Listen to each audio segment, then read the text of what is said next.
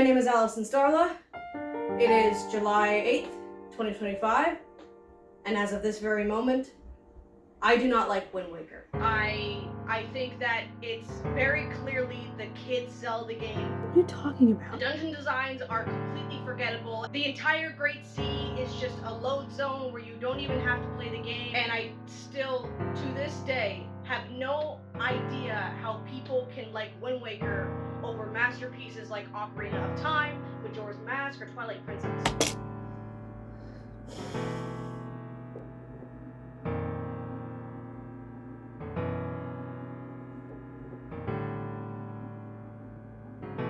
I didn't get this right, did I? I've played many different Zelda games as I've grown up. Some that I had played were from the past, released long before I was ever thrown into this ethereal plane. And some were played through my future, new releases that kind of grew up alongside me. I've grown to appreciate and respect every Zelda game that I've picked up, even if I didn't personally enjoy them. I was able to look at almost all of them and understand why it might be in someone's top 5, or perhaps even someone's favorite Zelda game. Almost all of them. And then there was Wind Waker. Wind Waker, a classic title from the 2000s that came out on the GameCube, which was actually the first console I ever owned. Yes, I first started out on the N64, as I've mentioned before, but it was my sister's console first and foremost. She moved out with it, I got the GameCube, and she didn't give it to me until long after I had gotten other consoles like my Wii and my 360. So, GameCube was the first. It's seen everything. It's the Chica of my gaming collection. Anyways, Wind Waker. While GameCube was my first console, I actually never experienced Wind Waker on original hardware. But you know what? I loved it by proxy, because everybody loved Wind Waker. How could you not love Wind Waker? I had grown to appreciate the soundtrack from some of the songs they put in Brawl. I was a big fan of the DS titles and had really come to love how expressive and colorful this Link was. How could I not like Wind Waker? But then I got a Wii U, and I played it, and I hated it. I'm serious, I did not like Wind Waker. That's why there's barely any footage of it in my previous Zelda video. I played it for the first time on the Wii U in 2020, hoping to get that same masterful, adventurous experience that every other living, breathing Zelda fan claims to have had.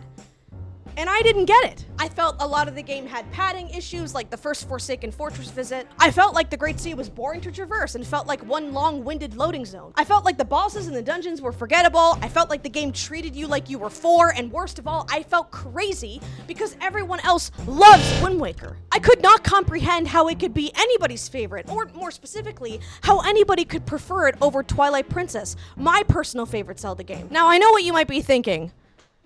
Okay, Starla, is this how you're returning to talking about Zelda? Are you really going to sit here pretend in 2025 that you did not like one of the most iconic and memorable Zelda games ever created? I'm not pretending. You really don't believe me, huh? Alright, here's proof. This is an almost 30-minute voice recording on my phone from 4 years ago of me venting to myself at nearly 6 o'clock in the morning about how much I really hated Wind Waker. Like, genuinely, what happens in the game, though? What if I don't want to sail? What if sailing is my least favorite part of the game? It is not the same. It can't be the same. This is how passionate I was about hating this game. I have my hatred for Wind Waker documented more than my love for Twilight Princess, and while I'm happy I held on to this recording, this isn't a good thing. I felt genuinely gaslit by the community. Everybody had been saying that Wind Waker was a masterpiece, but I picked it up and I could only see the cracks. I'm not ignorant to the fact that Wind Waker was once heavily hated in the community. It was heavily criticized for its art style and its general direction towards being for all ages after how popular Majora's Mask was. Before Wind Waker, Zelda games had been going down a steady-ish path in regards to its graphics and storytelling. There was a clear line that Nintendo was setting to kind of give us an idea of what direction this franchise was going in. I feel like this was solidified even further with the aesthetic that they went with for the Space Worlds demo. And then that steady line leads to this.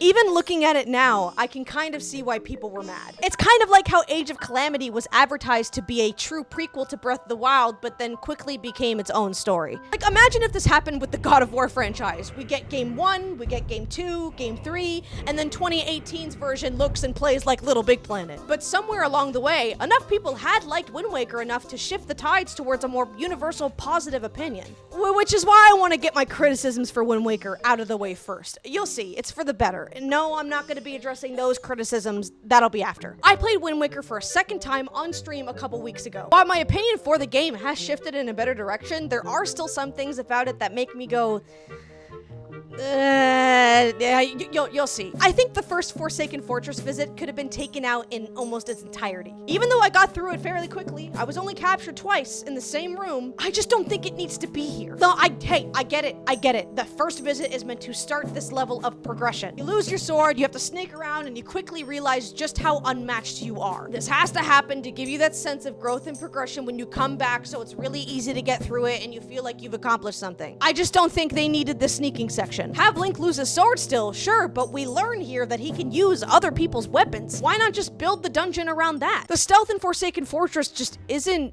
great for a number of reasons. For one, fuck these rats. I genuinely think these guys are just RNG. There would be a few times where I would see them crawling along the wall, seemingly pretending I don't exist, until this one decided to fucking body slam me like his name was John Cena. Which leads me to my next issue, Link's reaction to getting caught. I hate to start comparing right off the bat, but in Ocarina of Time and Majora's Mask, when you're spotted, you're caught. That's it. There's no wiggle room, there's no nothing. Link surrenders with his hands up and you don't get the option to move. Wind Waker doesn't do this. It makes you think you have the room to run, but then Link will just seemingly stop on his own even when there's no immediate danger. Like right here, before the mouse came in and fucking... I'll admit, I messed up at the beginning. I didn't realize that this little meant I actually had the chance to hide again, but when I go to make a break for it... That's it. Get out of here. Get out of here. Come on. Why did you stop? I didn't stop. Link did. Why? I don't understand. And the worst part is, this mechanic never comes back again. So they seemingly added in this lost hope bullshit just to what? Make it harder? Make it last longer? Whatever. I was only ever caught twice and it was in this room. Once when it was kind of my fault and once when the rat fucking... And I honestly got through the rest no problem. It's not horrible, but it's just unnecessary. And apparently most Wind Waker fans agree that this section is just not good. So the first visit to the Forsaken Fortress sucks. Glad we all agree. But here's something that we might not agree on. Forbidden Forest. This might be the worst dungeon I've ever experienced. I don't know how I never noticed how bad this dungeon was. I don't mention it once in my old recording. It was so forgettable for me the first time, I genuinely thought Jalhalla was the boss for the Great Deku Tree. The Poe is the forest one, the forest sanctuary. I don't think it's called that. I mean, this is probably because you can take out the forest boss about as fast as you could take on the big Octo from Ocarina of Time, but you would think I would remember saving Makar. Dragon Roost Island's dungeon design sets the bar so high. Even as the first dungeon, every single room was making me think about what I was doing. It was clever, it was thrilling, I loved using the grappling hook, I loved fighting Goma, I loved standing in this room for a couple seconds because the teleport sound is just the first 5 seconds of the final hours from Majora's Mask.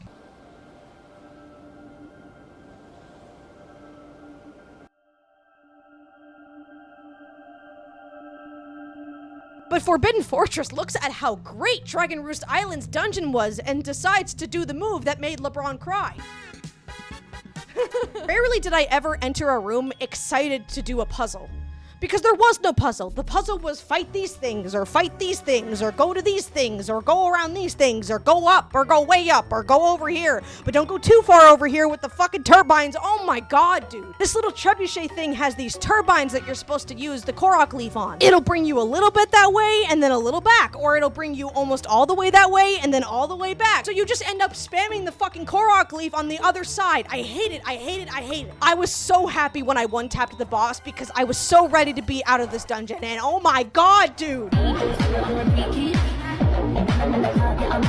This little guy, oh, you were almost worth it, you little fuck. I love you so much. Now, if I'm being honest, those are really my only 2 major gripes with this game. I do have a few minor criticisms with the game, but they're really not that strong to affect my overall opinion. Just a few little things that irked me. I don't like that my bow remembers exactly what arrow I used last. It was more of a detriment than actually helpful. I don't like that sometimes A won't trigger as a parry. Like if I accidentally press the B button first before I press A, Link just doesn't respond and the A's looking at me like I'm the idiot. Or sometimes Link will instead choose to do a jump attack if I'm a little bit too close or a little bit too far from my opponent, even though the A is supposed to trigger a parry. I don't like that you can't teleport to the side of Mother and Child Isles. I don't like that they made A exclusively throw when holding an item above your head. I do appreciate that they made the put down button differently, but I'm so used to the rules in Ocarina of Time where stopping and pressing A will put it down in front of you, but pressing the trigger to use your shield will put it down on you. Because because the controls are so similar to Ocarina of Time, I will often stop to press A to put the item down in front of me, and Toon Link will just fucking yeet it. I don't like that you have to press B to get out of the boat when dismounting an animal or a mount has always been A. I don't like how the final dungeon spells out one of the puzzles for you like you're 4 and have never played a Zelda game,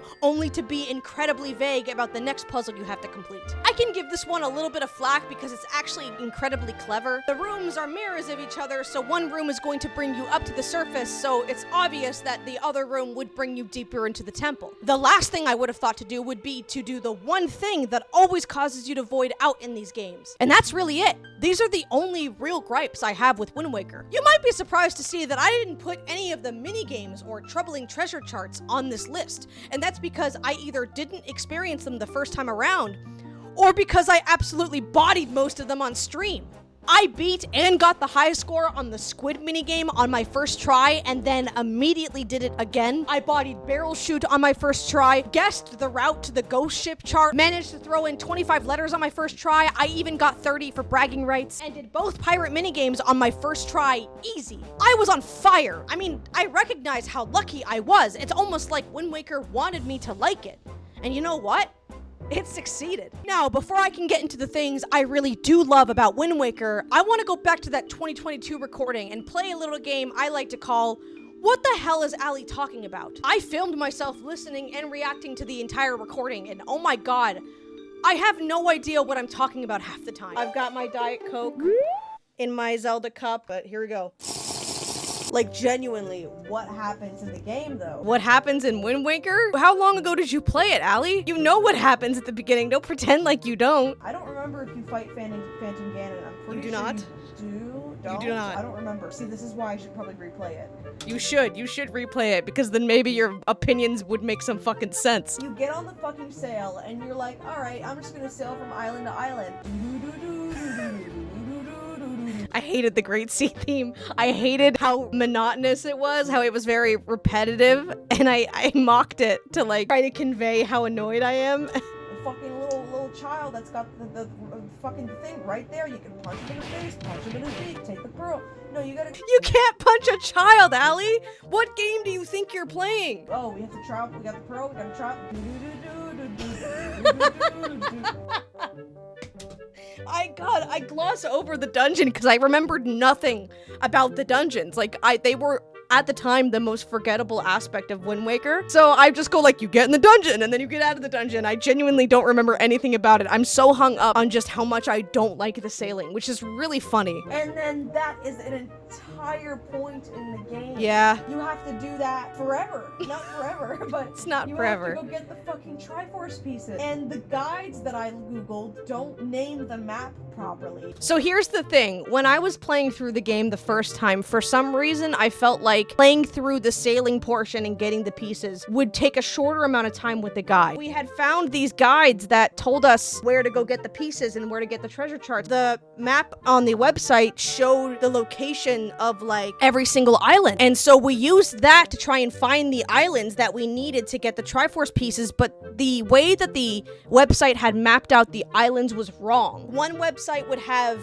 A through F at the top and then the numbers on the left, and one website would have A through F on the left and the numbers on the top. So he would tell me to go to like F3, and then I'd go there and nothing would be there, and then later he'd be like, oh, it's wrong, you need to actually go to C6. That was a major problem. Not only was I not enjoying the sailing already, I was following this whack-ass tutorial, 2 different like walkthroughs. It was a whole scufflefuck, which made the experience way too exhausting and frustrating, which kind of explains why I hate the fucking Great Sea so much in these recordings. But here's the thing. When I did this section again on stream, you don't fucking need a walkthrough at all. The game gives you the information that you need. Both times I played it on the Wii U, so why did I think I needed a guide? Isn't the whole point of Zelda games is that you're discovering the shit like on your own? You're coming across it and you're learning, especially in a game that is like all about adventuring outside of your home, you know, out into the Great Sea. There's a chart for the Wii U version that actually tells you where to get the pieces, and the Triforce chart. I even found one of the Triforce charts just exploring on my own. I think I wanted to dislike Wind Waker, and I'm starting to feel that way as I listen to this. That might have just been like a skill issue on my end. It was a skill issue on my end. Apparently there's submarines, which I don't remember. And that's it, isn't it? I'm outright admitting I didn't even explore the whole sea, because I didn't. That's proof right there that I'm basically admitting that the first time around, I didn't explore the whole sea. I didn't give it a chance. That is like 50% of Wind Waker at one point. That's an exaggeration, but it feels like it. It is an exaggeration. It's an exaggeration because I was frustrated and because I was following a bullshit, really bad tutorial. There's a reason why they gave you the Triforce chart in Wind Waker. It's so that you didn't need to look it up. And then also, that kind of makes you feel like an adventurer. It makes you feel like a pirate because you're following the charts that were given to you. You're having to physically open up every single one, which gives you that sense of like, I'm the one doing it. I'm the one choosing to go after this, and I'm the one finding them. Finally in the middle of the fucking game. Don't you get the Master Sword at this point? Yes. I don't remember, but you're like smack dab in the middle of the fucking... It's not the middle, it's near the very end. King takes a massive fucking shit in specific parts of the Great Sea and tells you to go fucking get those pieces. Was it King Donphin that put the Triforce pieces around Hyrule? I thought that it was the gods. I've already had to deal with the longest loading screen of all time every time I want to get from island to island, even more so if I'm going for completion. Did I not get the teleport song when we played it? I don't understand the fucking, well, the game wants you to explore the sailing. It's a method of transportation. How the fuck are you gonna get from one place to the other, bitch? Why do I need to do this? Let me make that decision. I don't like it when games do that. I don't like it when games force decisions on me. Well, you chose to play the game about sailing in water. What if sailing is my least favorite part of the game? Now you are forcing it on me. Because you're playing a game with the boat on the fucking title screen. To just act like it's such a fucking inconvenience. The game didn't give me a choice. The boat is on the front of the box.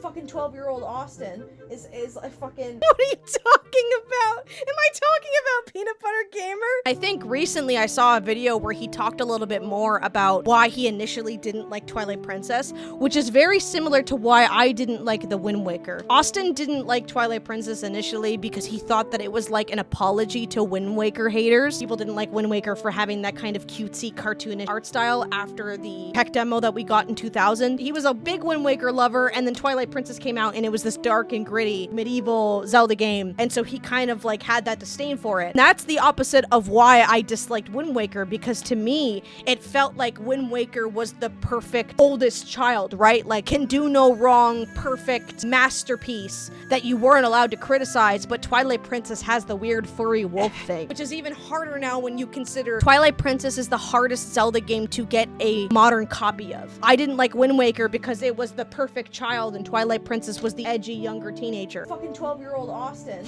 is a fucking I laugh because I know I'm being ridiculous. on a fucking Jack and Rose on the door. What am I talking about? What am I talking about? I've probably sailed 50% of the time, if more, because it's a goddamn loading screen. I don't remember what this rant was about. Oh yeah, it was about how people are fucking wrong for having Wind Waker be better than Twilight Princess. It is pure nostalgia. It's okay though. It's okay if people prefer Wind Waker. It's not the end of the world. You're not some fucking hyper Zelda fan that's like better than everybody just because you like Twilight Princess better. You got the game when you were 12, and it was the only game you got besides motherfucking Goosebumps or whatever. Goosebumps is not a game. GoldenEye, Shrek Party. I'm mad. I'm so mad in this recording. I'm always torn every day between which is the worst 3D Zelda game, Wind Waker or Breath of the Wild. It's Breath of the Wild. I remember more about the Breath of the Wild dungeons than I do the Wind Waker ones. At the time, this was true. When I first played Wind Waker, the dungeons were very forgettable. I can name every single fucking dungeon in Twilight Princess, and I think I can name all of their enemies, like all of their bosses. I don't think that's not a flex. That just means that you have a bias. Oh my god. Skeletos? Stallord? Skeltos? Stallord? Skulton. Stallord. Argrok. Argrok was in City in the Sky. No. Yes. Stalos. Stalord. Stalos? No. Stalos? No. Is it Stalos? No. I can't believe you have to Google this. Yeah, I cannot fucking, believe I was you close. have to Google this. Twilight Princess anyways, Pro, honey. The Poe is the one. Do I think the Poe is in Forbidden Forest? What the fuck is after the acne problem? I can't remember the third temple. Tower of the I Gods. genuinely can't remember the third temple. Oh my god. It's not the tower. It is the tower! They had to make you do this entire fucking quest where, like, the sky is evil, and Great Fucking Seed's theme is evil. Yeah, because it's meant to show that Ganondorf is aware of what you're doing. He's watching. He's, like, doing shit behind the scenes. Ganondorf just kind of fucking throws you away in the Forsaken Fortress, but as soon as he realizes that you're actually kind of pulling shit, it's meant to show that, like, oh, hey, he's on your ass. What's after that? Medley's temple? No. Is that the Earth temple? Yes. Medley has Mulgara, right? No. Or am I wrong? You're No. wrong. Medley is not Mulgara. No. Who the fuck is Medley's boss? Medley's boss is Jalhalla. Fucking everyone's favorite. How dare you forget fucking Bulba from the Earth Temple? It's okay. No one remembers Jalhalla. What the fuck is the boss for the Wind Temple? It's Mulgara! It's got the fucking mirror, but who is it? No, Oh the my mirror is God. the Earth Temple. I have to look this up. You're I have to wrong. look You're this gonna up. play Is the it game again. Oh my god. Play the game Who- again, Allie. Oh, it's I forgot about Mothula. I fucking forgot about Mothula. Mothula- Why is Jorgen the Wind Waker boss? Mothula isn't. What? What? Mothula isn't my a boss God, in Wind Waker. Mothula. Mothula's not a boss in Wind Waker. She's the mini boss. Wait a minute. I'm forgetting a boss. I'm forgetting like 3 bosses. You're forgetting the one that you're not even naming. I'm forgetting Mothula. It's not Mothula. Calais Demos. And the fucking plant one that swallows Makar. That's in Forbidden Forest. Oh, so the Poe is the wind one, isn't it? No. Maybe I should play the game again. Oh my god, I got it. I can't fucking date this. I really have no idea what I'm talking about, and I'm still so confident. I'm still so confident that Wind Waker is not a good game, and I can't even remember the boss, and Google's giving me the wrong information. But having played titles like Ocarina of Time, Twilight Princess, and most recently for the first time since it came out, Skyward Sword, I cannot see how Wind Waker is hailed as better than all of them. It's not about what's better, Allie. Can we talk about that? Because I've been seeing it a lot lately of like comparing games to each other to try and gas each other up for like preferring the better game. And I'm getting kind of sick of it. I've seen a real resurgence of this toxic attitude since the release of Donkey Kong Bonanza. Now, unfortunately, I don't own a Switch 2, so I've never gotten the chance to actually pick up this game and play it. But you know what game I have played? Mario Odyssey. And I have no idea why the internet's pretending that it's bad now. After the first week of Bonanza's release, it's all I saw on Twitter. Banana looks 10 times better. It's not even close. Bonanza makes Odyssey looks like Sonic Frontiers. Oh, great. How can we make this about Sonic? No one asked, man. No one even mentioned Odyssey until Twitter started stroking it. I know it's probably due to the fact that the Mario Odyssey devs also worked on Bonanza, but oh my god. Can we just compliment one game without dogging on the other? We're all fans of video games. We're all sitting at the same goddamn lunch table, Jerry. Just pass the yogurt. I don't care how you feel about Sonic Frontiers. I'm late for band practice. Coming out of my cage after hating on Wind Waker the exact same way makes me so much more fired up about this. Yeah, I get it. Y'all are passionate about these games. You think that they're objectively the best, and maybe you feel this innate desire to prove it. But this isn't doing anything except igniting a fire that never needed to be here to begin with. The wrong kind of people are standing around this bonfire, igniting it with this sense of opinion superiority. You gotta step away from it. I get that it's difficult though. During my playthrough of Wind Waker on stream, I started to fall back into the same bullshit. You can't criticize Wind Waker. Twilight Princess doesn't have this, just saying.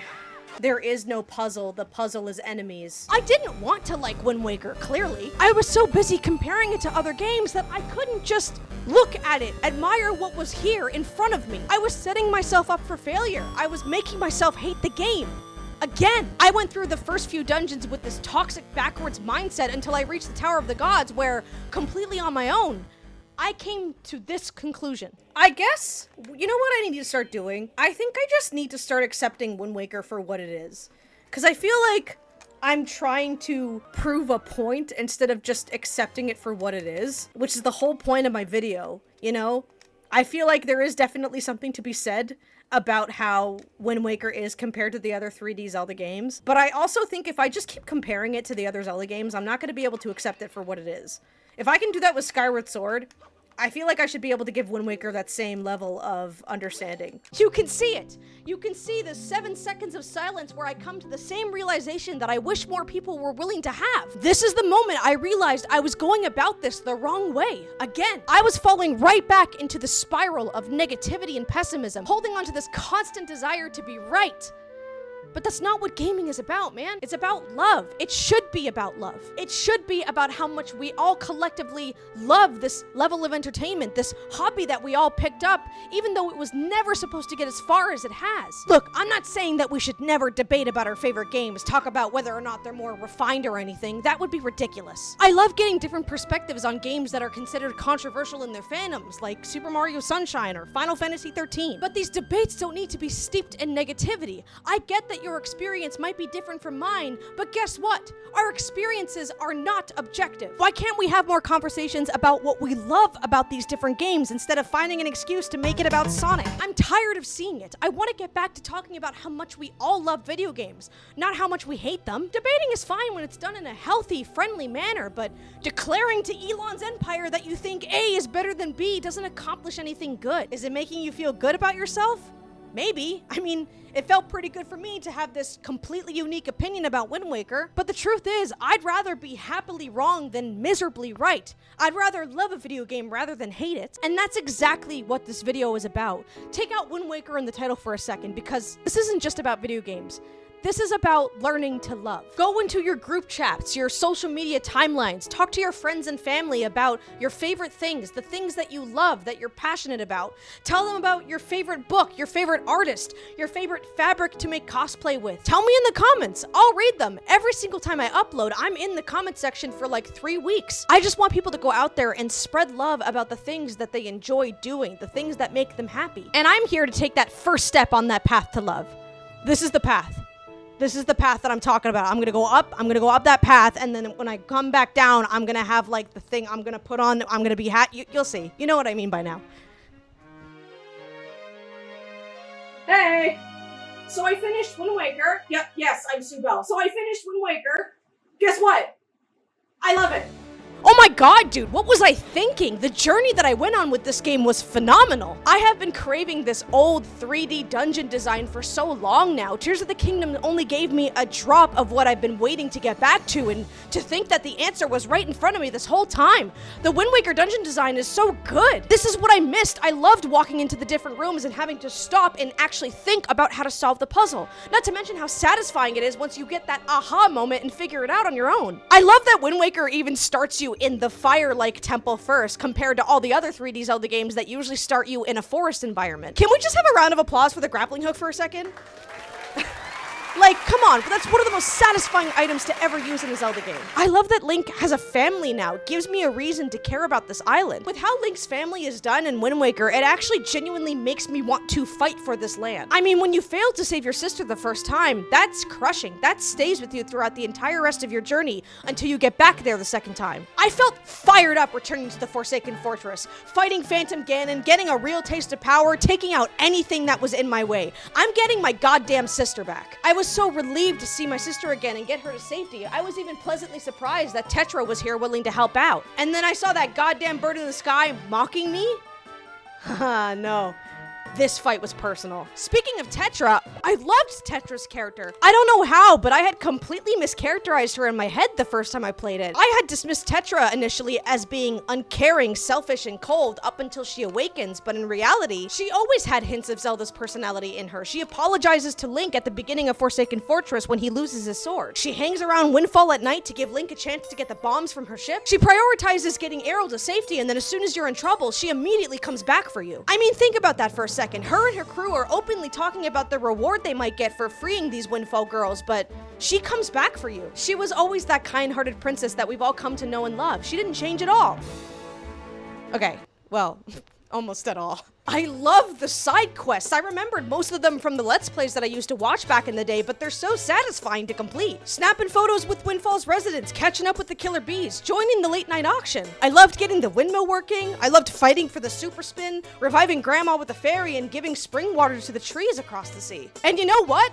I loved sailing. I loved discovering new islands and finding what to do with them. I loved opening up my new sea charts, finding out where they were on the map, and then going and getting the sunken treasure. I loved all of it, finding the great fairies, fighting the big octos, climbing those enemy towers, engaging in cannon combat, plundering the submarines. The ghost ship! The amount of times I accidentally came across the ghost ship made me feel like a real adventurer. I'd sail alongside it, wondering how I get in there, what kind of treasure it could hold. What is it doing here? Is this the same ghost ship from Phantom Hourglass? I even had fun gathering the Triforce pieces, if I'm being honest. I came across one of the charts on my own way before I was supposed to be doing the hunt, and it was incredibly satisfying. I felt like a real adventurer in this moment, sailing across this vast open sea with only a map, a sail, and the Wind Waker to guide me. Now, admittedly, on stream, I didn't feel as passionate about sailing as I do now, but I did go to my father's trailer about a week or so after I had beaten the game, and it's completely changed my perspective on it. I got to go out on the kayak and just kind of sailed out there for a little bit, feeling the waves kind of bump the boat beneath me. What really got me was when we went out on my dad's boat, way out into the lake. I had my headphones in with my data on, so I was actually able to play the Great Sea theme while going across this big lake, and I actually got a little emotional. I thought about how much I loved being in the summer air, the flowing water beneath me, the smell of the salt water and pine trees, and I realized this was the same warm feeling I got playing Wind Waker. I think I was just bottling it down because it had been so long since I was by the water like that, breathing in the smell of freedom. I love being in the water. I'm not that much of a fan of public pools, but any chance I have to be in the water, I take it. I love everything about it. Being in it, being near it, sailing through it. I'm not much of an astrology bitch, but this is probably the most Cancer thing about me. I genuinely think that because it had been so long since I had been by the water, since I had this experience, that I closed my heart off to Wind Waker. But you know what? I'm willing to admit that I was wrong. I love it now. In fact, Wind Waker makes me feel like I'm at home. I look at Link's family and see elements of my own. I look at Tetra and her crew and I see some of my own friends. I look at this boundless world, oceans as far as the eye can see, and I see my own future. I see the person that I'm meant to become, the journeys I'm destined to go on. I see the life I'm meant to live, one of wisdom, of power, and of courage. One of adventure. Yeah. I have never been more happy to be wrong about something than I was about Wind Waker. And you know what? I can only hope to be wrong again. This is why I'm always looking forward to growing up, maturing, and getting more patience, becoming wiser. Because I made the decision to straighten my back and smart up, move on from this toxic mindset I developed, I've now discovered one of my new favorite Zelda games. Am I being dramatic? Am I getting too emotional? Is it really just a video game? Maybe. But you know what it really is? What it should have been this whole time and what it's going to be from now on? It's love.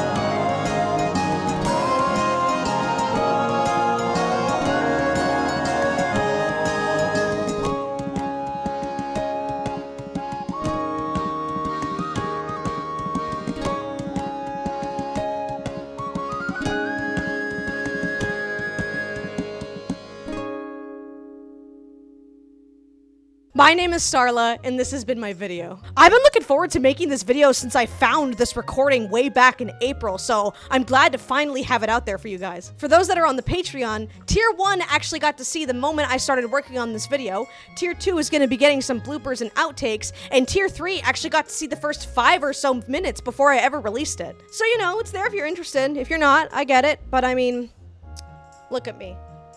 It's okay if you're not. It's only $1.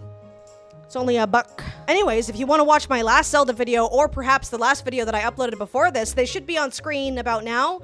I've never done this before. That's why the ratio for this video is different. Please don't get mad at me in the comments, or do. And if you're down with the vibe, feel free to subscribe. I didn't say that in the last video. That's probably why no one watched it. Oops. And I meant what I said earlier. Tell me about your passions and your fixations, the things that you love in the comments. Let's make this a space for positivity and love, eh? Oh, and I almost forgot.